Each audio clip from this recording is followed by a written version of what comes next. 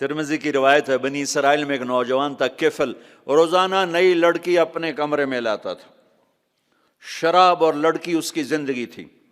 ایک رات ایک لڑکی کو لے کر آیا، 60 دینار، 60 دینار پاکستان کا 12 لاکھ روپیہ بنتا ہے، اور آپ کا 1 لاکھ بنتا ہے۔ 1 لاکھ رینڈ دے کر وہ ایک لڑکی کو لے کر آتا ہے۔ جب کمرہ بند کیا تو دیکھا وہ لڑکی رو رہی تھی، تو کفل کہتا ہے میں زبردستی تو نہیں لے کر آیا، ڈیل کر کے لایا ہوں۔ تو وہ روتے ہو روتے بولی، کفل طوائف نہیں ہوں، غریب ہوں، مجھے غربت نے عزت بیچنے تک پہنچا دیا ہے۔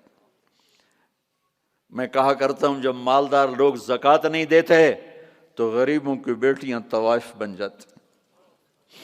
جب مالدار لوگ اپنے دنیا کو جنت بناتے ہیں اور غریبوں کو بھول جاتے ہیں تو غریبوں کی بیٹیوں کی عزتیں یوں نیلام ہوتی ہیں، وہ ساری زندگی کے لیے طوائف کا داغ اپنے ماتھے پہ لیتی ہیں اور زندگی بھر عزت کا ایک لمحہ نہیں گزار سکتی۔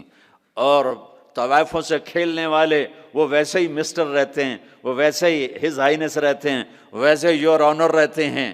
ایک بچی کی عزت برباد ہو گئی اور اس خبیث کی عزت ویسے کے ویسے ہے۔ اس لیے تو میرے اللہ نے قیامت کا دن رکھا ہے، اس لیے تو میرے اللہ نے قیامت کا دن رکھا ہے۔ ہائے ہائے، وہ عورت رونے لگی، وہ لڑکی رونے لگی، کفل عزت دار ہو، مجھے غربت نے طوائف بنا دیا ہے۔ تو کفل رو پڑا اور کہنے لگا میری بہن جس عزت سے آئی تھی چلی جا، جو پیسے دیے ہیں جا اپنی غربت مٹا، ہدیہ 60 دینار یعنی کہ 1 لاکھ رینڈ بنتا ہے، جا اپنی غربت مٹا، اور میرے لیے دعا کر، میں بہت گندا انسان ہوں، میں تیری آنسوؤں کو دیکھ کر میں بھی توبہ کرتا ہوں۔ وہ لڑکی گھر پہنچی، پیچھے کفل مر گیا، اس کو نہیں پتا موت آئی کھڑی ہے سر پہ، وہ مر گیا۔ اللہ آخرت سے پردہ نہیں اٹھایا اللہ نے، وَمِن وَرَائِهِمْ بَرْزَخٌ إِلَى يَوْمِ يُبْعَثُونَ، پردہ ہے، مر گیا، کیسے مرا، کس حال میں مرا، کچھ پتہ نہیں ہے، لیکن میں اس کی قدردانی پہ قربان جاؤں۔ کل اگر یہ مردہ ملتا نا اپنے گھر میں، اس کو کسی نے اٹھانا نہیں تھا، کمرے میں ہی دبا دینا تھا، وہیں پتھروں میں اس کو دبا دینا تھا، یہ ایسا انسان تھا، لیکن وہ تو توبہ کر چکا تھا۔ اور توبہ کے بعد کی زندگی 15 منٹ، آدھا گھنٹہ، گھنٹہ، سوا گھنٹہ، 2 گھنٹے ہے، اور 30 سال کی زندگی زنا اور شراب میں ہے، اور آدھے گھنٹے کی زندگی میں صرف نیت کی ہے۔ کل تک تو بھی سورج بھی نہیں دیکھا اور موت نے آ کے اٹھا لیا۔ صبح جب ہوئی تو لوگوں نے دیکھا کفل کے گیٹ پہ لکھا ہوا تھا ان اللہ قد غفر للکفل، لوگوں اللہ نے کفل کو معاف کر دیا۔ یہ کیوں لکھوایا؟ یہ کیوں لکھوایا؟ اس لیے لکھوایا کہ اب یہ ہمارا دوست ہے، آؤ اس کو عزت سے ہمارے پاس پہنچاؤ۔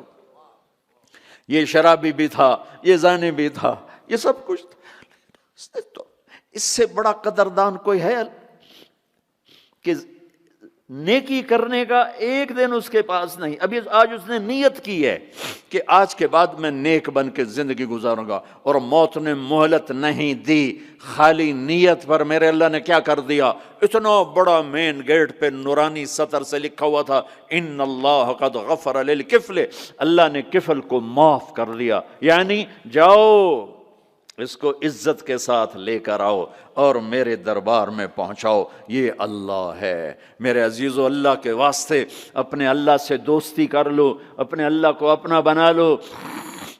اس کو اپنا بنانا دنیا کا سب سے آسان کام ہے کہ تم اس سے دوستی لگا کے ٹوٹ بھی جائے پھر توبہ کرو وہ پھر معاف کر دیتا ہے، پھر ٹوٹ جائے پھر توبہ کرو وہ پھر معاف کر دیتا ہے۔ یہ راڈ ہے، یہ 1 2 3 4 5 6 7 8 یہاں سے 7 8 جگہ سے ٹوٹ جائے، ہم اس کو ویلڈ کریں گے، ویلڈ کر کے پھر اس کو پینٹ کریں گے تو یہ سیدھا ہو جائے گا، لیکن وہ ہمیں پوائنٹ نظر آئے گا، یہ ٹوٹا ہوا ہے، یہ ٹوٹا ہوا ہے، یہ ٹوٹا ہوا ہے۔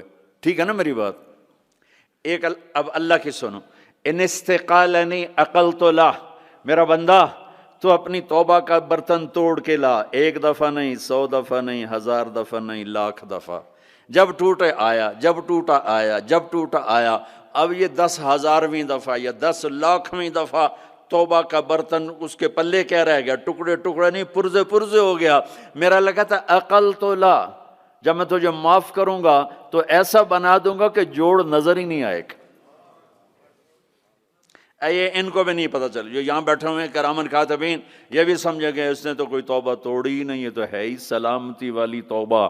یہ میرے آپ کے اللہ کا معاملہ ہے اپنے بندے کے ساتھ۔